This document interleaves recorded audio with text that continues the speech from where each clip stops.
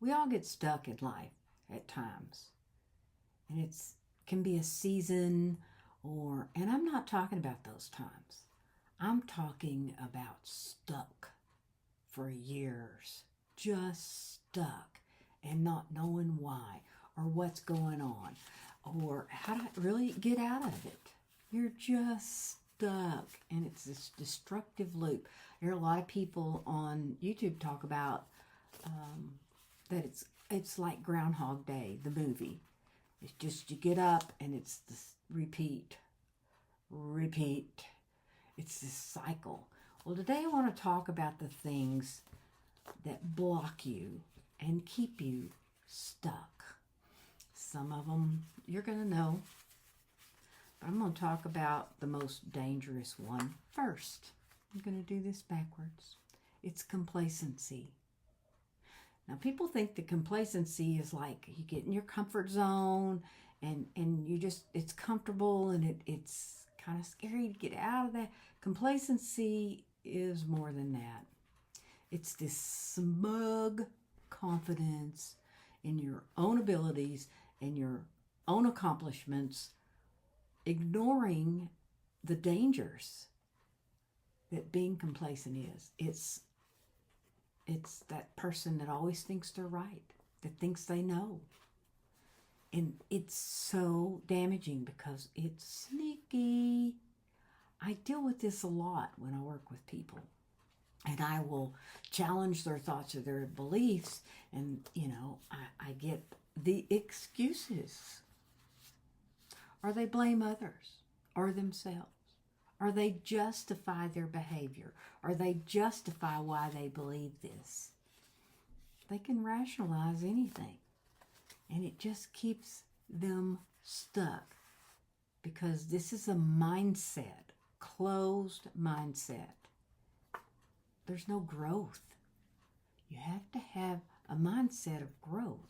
And complacency does not have that. So, it comes off often as self-righteous, holier than thou.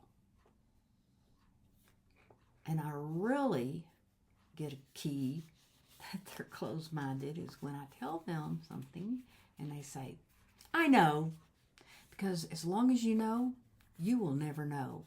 There used to be this speaker, he said that. He said, as long as you know, you will never know. But once you know, you can never not know. Well, I didn't understand that, but through, some experience and some personal growth and working on myself, I understand that. And, in my corporate job, I was an executive director and I had a COO, and he trained me really well for this position. And one of the things he taught me is you have to be able to say, I don't know. But you always follow it up with, I can find out. And that's the key. The key to complacency is to have an open mind, to become honest. Honest about how you feel, what you're thinking, your beliefs, and that they may be faulty. And then willing to do something about it, to move out of complacency. The only difference between a rut and a grave is the depth of the hole. I like to use the analogy of the man that's in manure and it's up to here and it's warm and it's comfortable and it's his and it's all encompassing, and he's become nose blind to the smell. And you come along and you say, I can get you out of that. Oh no, I'm fine. I can get you out of that. No, this is just my lot in life. This is where, and say, well, can I help you at all? And he said, yeah, you can make that person over there quit making waves so it doesn't get in my nose. That's complacency. And so that brings me to the next block, which is ignorance. What is ignorance?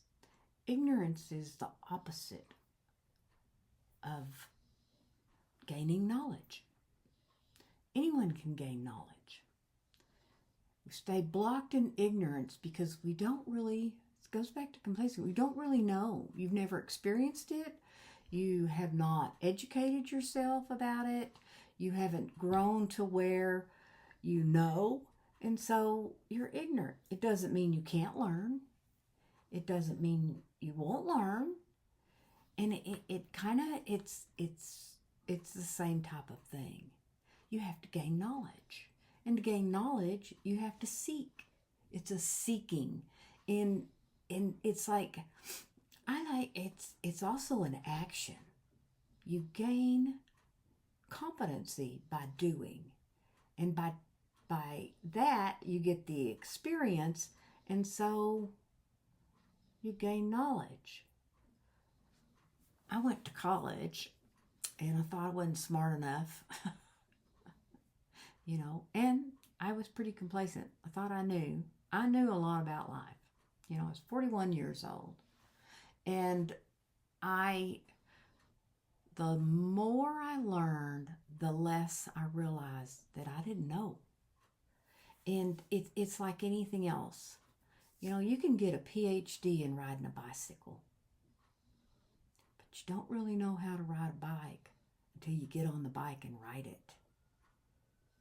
That's knowledge. That's knowing. And, with experience and making mistakes, and you begin to gain some wisdom and kind of get some knowledge. The next block I like to talk about, most people are really aware that this blocks them, and that's fear and doubt. Fear can permeate everything.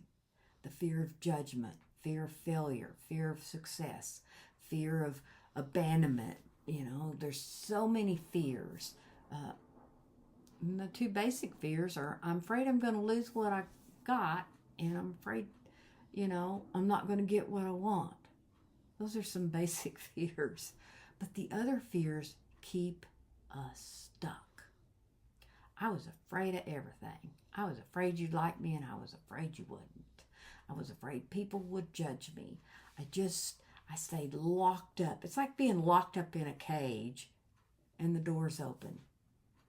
And you can fly out anytime you want to, but you don't. Because you're afraid. And so it keeps you stuck in a pattern instead of stepping out. So, what do you need to counteract this? You need some courage. Where do you get courage? I get mine from God. I pray that God would give me the courage that on my own, I don't have the power to step outside of that fear. I went and got help. I had to have help. A lot of this is, you cannot fix your mind with the same mind that got you stuck. You have to change your mind, change your beliefs, change your thinking.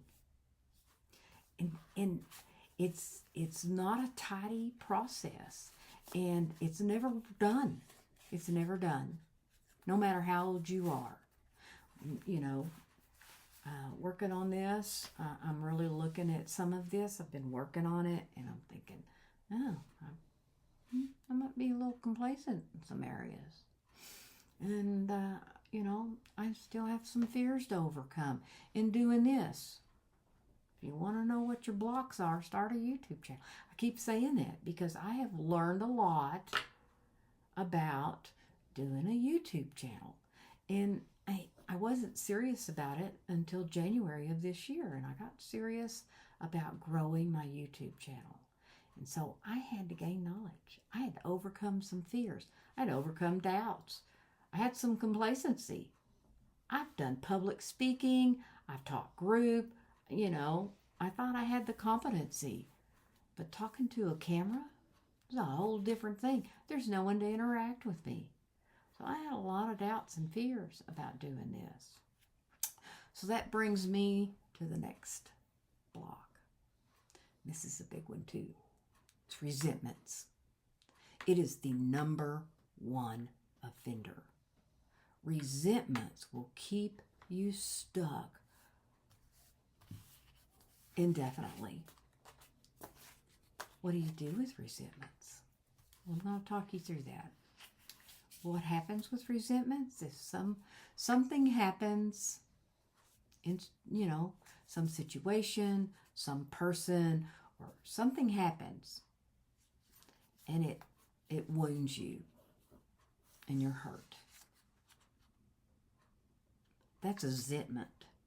And when you replay it in your mind, you rehearse it and rehearse it and rehearse it, and you tell the story about it, and you complain about it, and you rehearse it, it becomes a resentment.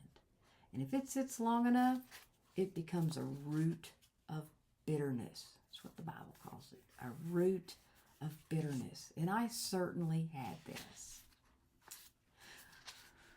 When I got into recovery, I resented my first husband so much. So much. And part of the 12-step program is that you do an inventory. And part of that inventory is you resolutely look for your part in these resentments. Well, what was my part in that? He was abusive, cheated on me. I was call it singing the hymns. Hymns did this and hymns did that. And I resented that. And as I worked through this with another person, I found out I had expectations. I was expecting someone who wasn't capable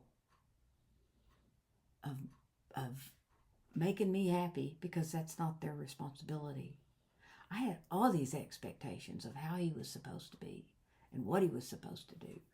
And when I began to look at that, and then the things that he did to me, well, I had to take responsibility for my part. And my part in that, I'm 100% responsible for 50% of any relationship I'm in. So what was my part? Well, the first time he did those things, cheated, got drunk,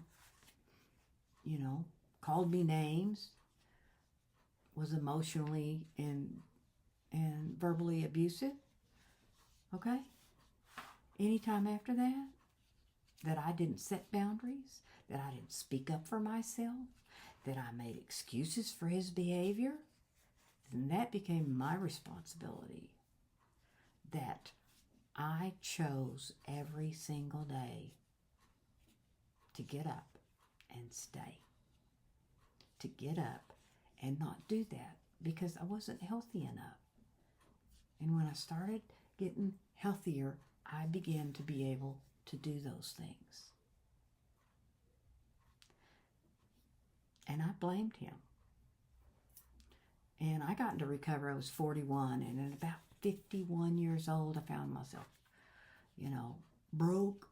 I had messed up my life through my choices, and I was in personal growth. And I got to a point to where I realized that he wasn't my problem. And he had been dead for 5 years. He wasn't my problem. I was my problem. And I really started working on changing those things. I stopped justifying and rationalizing. I stopped blaming others and making excuses. I started taking responsibility for myself. I learned about humility. Humility is not humiliation. Humility is accepting your achievements and your limitations. My master's as a counselor, they had us focus on our limitations, because we're to do no harm. And if I'm not competent in an area, or I don't think I can handle someone with this personality, then that's my limitation. And I need to know that to do no harm. So today, I listen to the verbiage that lets me know this person is closed-minded and stuck. Well, that's just how I am. I don't care about anyone else. I don't need anybody. I'm fine. Whatever. Or the last block is guilt and remorse. and shame and regrets. Those are all tied up together. Guilt is I made a mistake. Shame is I am a mistake. And to ruminate over and over and over again about the past, about the regrets and the mistakes, and it causes a block to personal growth because you're stuck. You're stuck in the past. Causes depression, self-loathing. That's hard to say. It perpetuates this rumination. Is just so damaging. Anxiety is caused from fixating on the future. A lot of depression is caused by ruminating in the past, and you're stuck in those resentments. And you make mistakes if you can't take responsibility. So it's a process of becoming aware. Is this shame? I had a lot of mommy guilt. I call it mommy guilt. The stuff that I did, I wasn't a very good parent. And I stayed stuck in that guilt. But then when I learned to set boundaries and say no with my kids and taking care of myself, I felt selfish. Now that's a belief. That doing that stuff is selfish.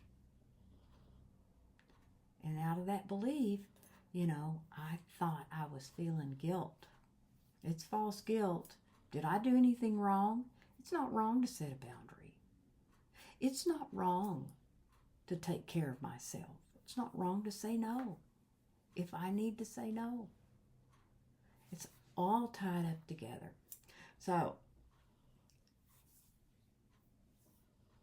to open the floodgates, which you might do, I think that it's good to have an accountability partner, or go to a therapist, or go to a support group to get help, to work through some of this, to provide insight into what is blocking you, and then to learn and to focus on the positive.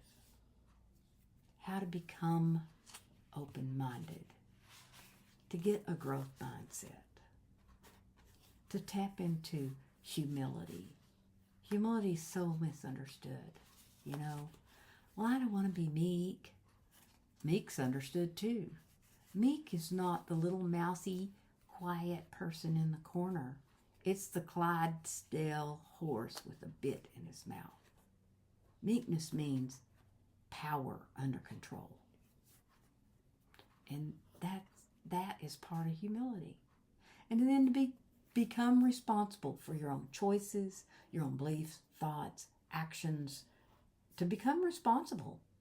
You have a responsibility, mainly to yourself, to develop a relationship with yourself, to have compassion for yourself and tolerance, and then to gradually, small steps.